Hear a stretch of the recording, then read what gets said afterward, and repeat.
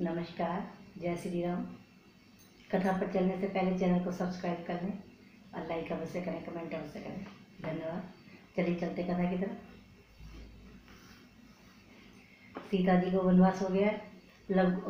सीता जी वाल्मीकि जी के आश्रम में रहती हैं और लव कुश का जन्म हो चुका है और लव कुश धीरे धीरे बड़े हो गए हैं और अब वो 8 वर्ष के हो गए हैं। उसके बाद अब आगे की कथा सुनिए।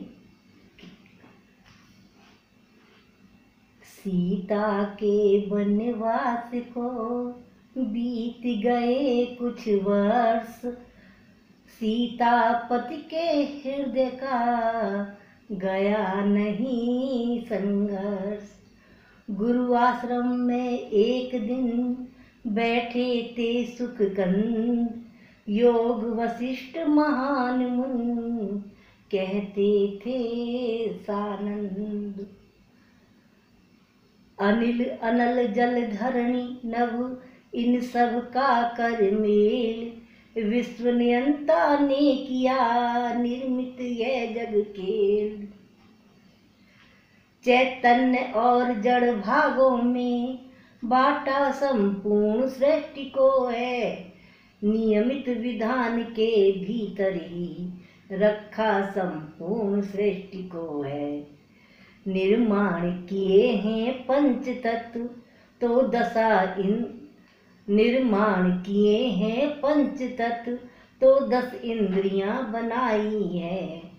जड़ में चैतन्य मिला कर यूं नाना योनियां बनाई हैं। अपने ही अंशों को उनमें ले आता है, ले जाता है। लीला में अपनी इच्छा से लीला इस भांति दिखाता है।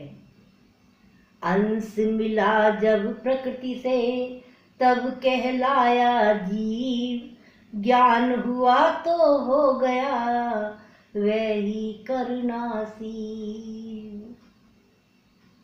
वास्तव में जीव ब्रह्म ही है, बेपट का पट है पड़ा हुआ। जिस तरह मृतिका से घटिया भूषण स्वर्ण से बना हुआ। जब तलक बिंदु को ज्ञान न हो तब तलक बिंदु कहलाता है। हो गया ज्ञान तो क्षण भर में बिंदु ही सिंधु हो जाता है। पर ऐसा ज्ञान मिले क्यों कर, सामने प्रकृति का चक्कर है। यह भूल भुलैयों वाला पथ अत्यंत कठिन है, दुस्तर है। तब तलक जीव को माया में क्षण भर में चैन न आता है। जब तलक साधनों के द्वारा चंचल चित शांति न पाता है। योग सही योग यही, साधन यही, वश हो जाए चित्त। तीर्थाटन पूजन भजन है सब इसी निमित्त। चित्त के उलझे फंदों ही की कड़ियों को जो सुलझाता है, वह ही योगेश्वर कहला कर अपने स्वरूप को पाता है। चित्त ही में घर घर वालों का वसुधा का मोह समाया है। इस जगत जाल में बार बार जिससे प्राणी भर माया है। सब कर्म जगत के करते हैं, चित्त पर भी पूरा शासन है। सच्चे सम्राट वही तो है जिन पर ऐसा सिंहासन है। चित्त सपन में भी नहीं हुआ किसी का मीत, रखता ऐसी प्रीत है ज्यों बालू की बीत। तुम तो अद्वैत अखंड अमर अज अविचित्र अविनाशी हो। तुम तो अद्वैत अखंड अमर अज अवच्छिन्न अविनाशी हो। जिस जगह चित्त की पहुँच नहीं उस महान पद के वासी हो। धोखा है जहाँ जीव माया या नाम रूप का गुण ना है वही बोध में शांति धाम।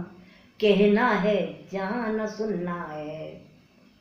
गुरुगृह में जब इस तरह होता था सत्संग, किया प्रकृति ने उस समय थोड़ा सा रसभंग। घबरा कर आए लखन, बोले हे अवधेश, पाप पंख में धंस गया सारा अवध प्रदेश। कुछ दिन से ये मैं देख रहा, कौशल ने रंग बदल डाला। जिस गति से अब तक चलता था, वह सारा ढंग बदल डाला। हम भी हैं और अवध भी है, पर उस शोभा की छटा नहीं।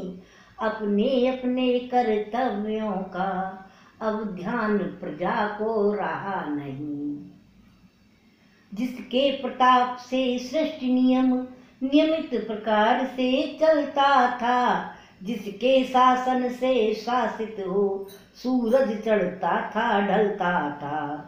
राजा तो वही आज भी हैं, पर आज राजश्री रोती है।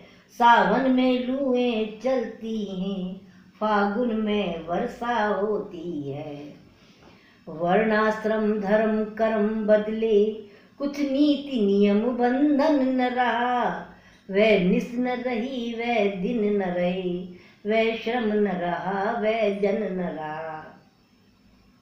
विस्मय है कुछ काल में, बदल गए सब धर्म। पेट पालना रह गया जीव मात्र का कर्म। जो अंग वेद पाठी था वह बकवादी होता जाता है। जो वर्ण देश का रक्षक था वह व्यसनी होता जाता है। जो जाति दिव्य व्यवसायी थी वह विचारों में ढाई है। जो जाति सबों की सेवक थी वह सबके ऊपर आई है। जो ब्रह्मचर्य व्रतधारी थे लौकिक सुख उनका कर्म हुआ। पत्नी व्रत रखने के बदले पत्नी त्यागन ही धर्म हुआ। बालक लड़ते हैं वृद्धों से, आदर सम्मान नहीं करते। वृद्धों में पिछली बातें हैं, आगे का ध्यान नहीं करते। मूर्खों का आदर होता है, पंडित धिक्कारे जाते हैं। पाखंड पापी दुष्ट लोग स्वामी की पदवी पाते हैं। जो हाथ स्वयं थे कलाकार वह अब आश्रित है औरों के। अपने तो उद्यम खो बैठे लोभी हैं झूठे कोरों के।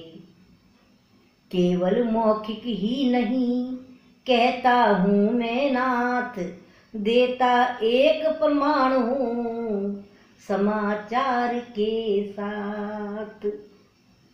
नमस्कार, आज के लिए इतना ही। अगले अध्याय में हम देखेंगे कि लक्ष्मण जी क्या समाचार देते हैं कि किस कारण से ये कैसे उल्टा आचार व्यवहार चल रहा है, सब कुछ धर्म उल्टा चल रहा है, कैसे सब कुछ उल्टा सीधा हो रहा है। आप देखिए सुनिए, आगे अगले अध्याय में लक्ष्मण जी बताएंगे, राम जी को समाचार देंगे, उसके बाद आप सुनिए। नमस्कार, आज के लिए इतना ही।